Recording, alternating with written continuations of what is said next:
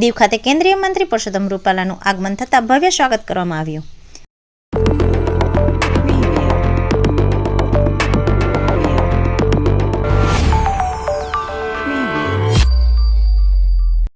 કેન્દ્રશાસિત પ્રદેશ દીવ ખાતે કેન્દ્રીય મંત્રી પરસોત્તમ રૂપાલાનું આગમન દીવ ઘોઘલા ચેકપોસ્ટ પર થતાં સંઘ પ્રદેશ પ્રશાસક પ્રફુલ્લ પટેલે શાલ ઓઢાડી સ્વાગત કર્યું હતું.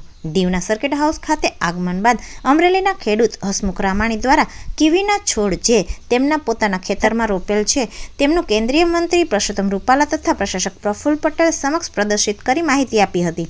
ત્યારબાદ પરસોત્તમ રૂપાલા સાહેબ તથા પ્રશાસક પ્રફુલ્લ પટેલે ટેન્ટ સિટી ઘોઘલાની મુલાકાત લીધી હતી. આ પ્રસંગે સાંસદ લાલુભાઈ પટેલ તથા પ્રશાસનીય અધિકારીઓ ઉપસ્થિત રહ્યા હતા. તો અનાજ કરતા આ તો બધું પાવડર થઈ ગયો. દાણા આમ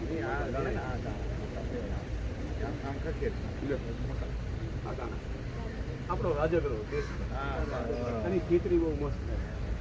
તો ફ્રી ટાઈમ કરો હું બહાર બેઠું રહી.